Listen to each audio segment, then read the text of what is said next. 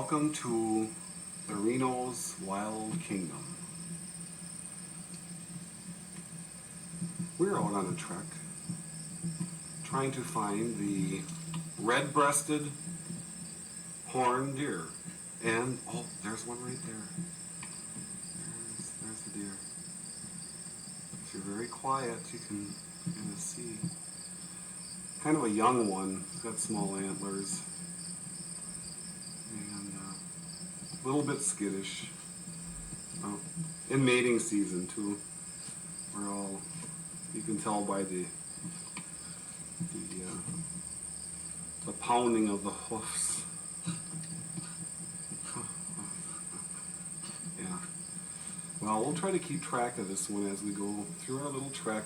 We're going to be going down the little ravine over here through the woods toward the Menominee River. And we're going to try not to scare that off. This is the area where we always cut down our traditional Christmas tree. Unfortunately, last year our father deer got a little bit too overexcited. Loved this tree really a lot, but it was just too big to get in the house, so we had to leave it out in the woods. Nice tree, very nice. Just a little bit too big. Couldn't quite put it in. That was kind of a real disheartening situation for us. Okay, we're out in the deer hunting area. Unfortunately, we were trying to more or less locate. We haven't seen my dad's housekeeper since last November, and we were just kind of surprised to see what may have happened. So we thought we'd kind of go through the woods, and oh my God, there's my dad's housekeeper. Oh my gosh, there's where she's been since last November. Deader than a doorknob. Okay, now we know the secret behind that. So that's where the housekeeper ended up since last November of '89. That solves that mystery. Of course, in the woods we also have a lot of, wild berries and different things that one can eat, mushrooms and different things. It's kind of really interesting. You could really live off the fat of the land. You just got to know what to look for.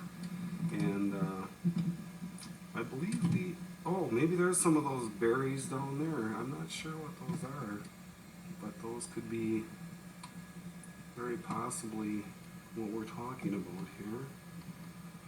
But I'm not really sure.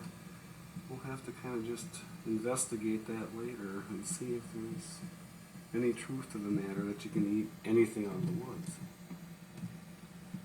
This is the spot of the famous crossing of the Reno Indians, who at one time inhabited this area by squatters' rights.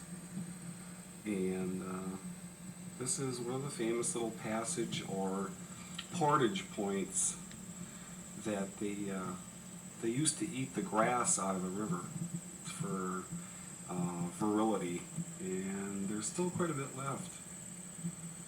And then it goes upriver to their tribal hunting grounds. Of course, we're back in the thick of the woods, which is more or less been set over for subdivision. And but there's always plenty of room here for everybody. As you can see, there's plenty of housing. We have adequate housing with a main room, and of course there's the panoramic window that one can always look out to. And quite nice. There's a bay window up there. You can put a bow window in if you'd like. And there's always adequate housing out here in the woods.